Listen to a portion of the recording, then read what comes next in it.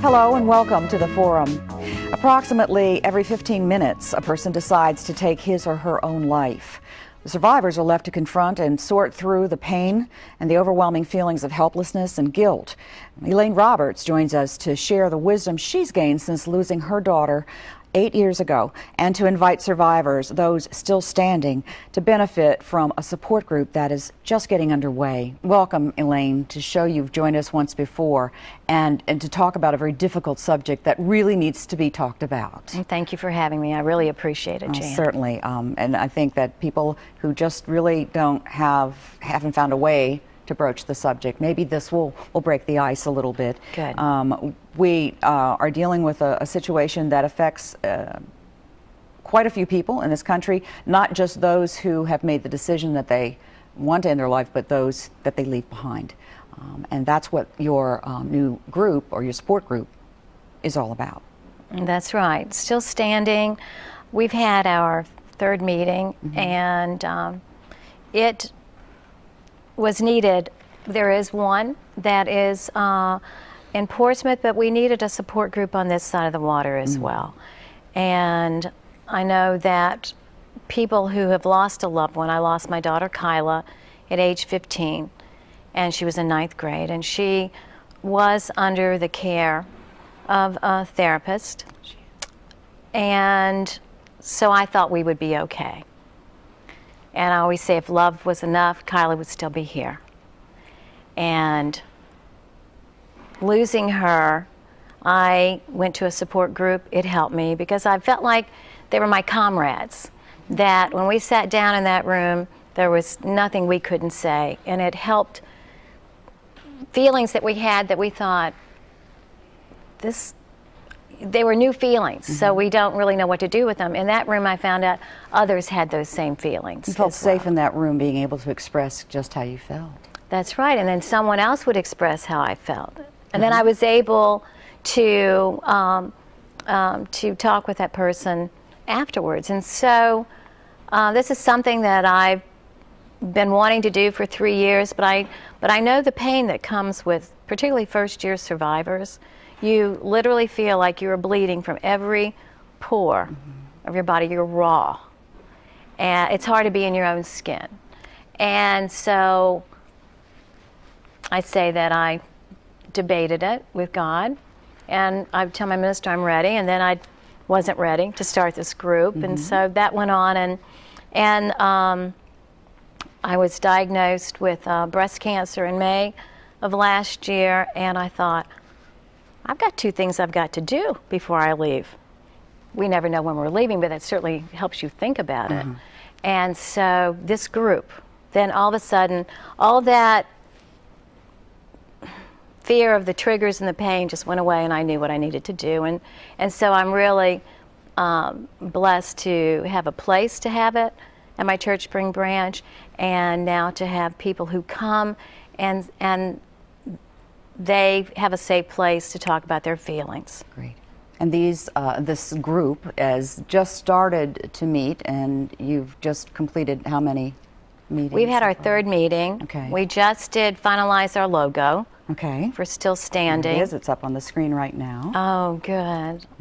That's also Elaine's number that you see there, so if you're interested in joining or talking to her, you can give her a call, that number on the screen, and the meetings, which are every Tuesday, second Tuesday of the month. Is that correct? Second Tuesday of the month. And if you're registering for the first time, if you'll come at 6:30 so we can get your information. Okay. And then I'll be able to talk to you a little bit when you arrive. And then at 7, those survivors who have been there before, they arrive around 7. We talk till 8:30. We sit in a group, and you don't have to talk. I tell everyone, this is your group. You do what you want here. If you want to talk, then you can talk. If you don't want to, you can just sit and listen. There is no pressure.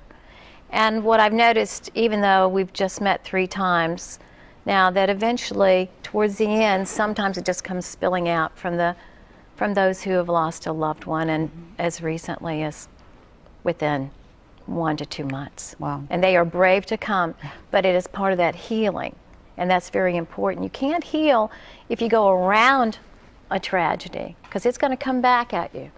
And you can't speed it up either, but you can can't certainly speed get it up. started. That's, I think, many people want to get it over with. And There's no getting it over with when there's serious pain, losing a loved one. You've got to go through it, and support groups can help you do that. well, great, great. So it's a wonderful resource. I know a lot of questions are asked by people who may be in this particular situation. They ask themselves questions. Why? As you mentioned, any number of things that people might not be able to answer, which is hard. It's hard. It's because in an illness, let's say where there's cancer, and the cancer wins, and luckily it doesn't win all the time, and we're making great strides in that, but where it wins, we know what that death was about, and it wasn't chosen. And suicide is really not chosen either. People think it is, and they think it's a selfish act, but it is, comes from mental illness, typically. 90% of those who take their lives have a diagnosable psychiatric disorder. So it is important to understand that they really weren't choosing it either, because they were in a very dark place. The pain is too much. In my, earlier times, I would say, "Kyla, why did you leave me?" I would wail at her gravesite. And what I have come to learn and understand is that she wasn't leaving me. She was leaving the pain. And that's what they're doing. They're leaving the pain. They just don't know they're passing it on to all those that love them. Yeah. And so what do you do with that? And again, a group such as yours would at least be able to acknowledge that there is that pain, and everybody's pain is different, but it's still very valid, and what to do with it and how to channel it, I would imagine, has to be part of that too. That's correct. You just can't let it dissipate and that's it, but it's got to be channeled somewhere, and you hope that's a positive way. Well, you tell them you've got to put your feet on the floor every morning. You've got, at some point that day, those feet have to get on that floor. And then you need to say, well, what am I going to do with my day? For me personally, I say, God, what are we going to do today? But everyone is different, so they must find their way, but you've got to get those feet on the floor. And you've got to keep moving, because when you first find out, for me, and I think for many, you want to run, and you want to scream, and you want to fall down, and you want to never get up. But you have to get up. And then it's hard just being in your own skin, particularly around the day or the time you lose someone. But you just keep moving. And you have to find healthy ways to comfort yourself. I say it could even be a warm sweater if it's winter. It could be a coffee cup in your hand. It's immediate. If it's winter, it could be a cold glass of water. I know it seems like a simple way, but it's a comfort. And you've got to start simple, and then you work from there. And friends and family can help very much, but they also need to be educated too on what to say, because there are inappropriate things to say and appropriate. Yes, and I know that there is a website that you had mentioned once before, ineedalighthouse.org, which does provide some very good information about suicide prevention as well as coping. But that would be helpful for people, and they also probably have other resources to connect you to the etiquette involved, if for lack of a better word, when you're dealing with someone who has suffered a loss such as this. And people mean well, but they don't always, it doesn't always sound that way. So right, because everyone is in pain. Everyone is feeling awkward. They think, and all of us after a death, I think any death, it's a little awkward, I'm sorry. Some things to say. Please don't say they're in a better place. Just don't say that to us. Yeah. And just say I'm sorry, and what can I do?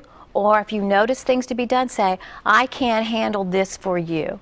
Make sure there's a consistency the help you give the person. Not everyone can be consistent because they live in other places, but there needs to be a group. And I talk about, in the beginning you get lots of casseroles. Yes. To feed your body, because you literally come home and you're leaning against the counter, you're hungry, and you don't even know what to do about it. So you need food. That's something people can do and form a group and do it on a regular basis. Do not get discouraged if you call the person or family who's lost someone to suicide if they never answer the phone. It was amazing. A little girl, Kyla's age, 15, would call every night, and I would just hear the speaker of the phone say, "I'm just doing my little checky on you." And I couldn't even go to the phone, but she would do that, and others. I had a friend who would pick me up to go work out 3 days a week. She wanted to get me up, get me moving. So it's a commitment, and you would have to decide as a friend or family member what level of commitment you're willing to make. But find a way to help. Okay. Elaine, your number has been up on the screen, and I think that if people might need to talk to you, maybe you can point them in the right direction or say, join us, if indeed that is appropriate. So please, her number up on the screen for Elaine Roberts, and still standing. So give her a call if you have questions, and she's a wealth of information and knowledge, and I know that any little bit will help. Thank you for the etiquette too. That is so important, and I think people can certainly benefit from that, because it is an awkward thing for people. When you haven't been through it yourself, you just really don't have the words.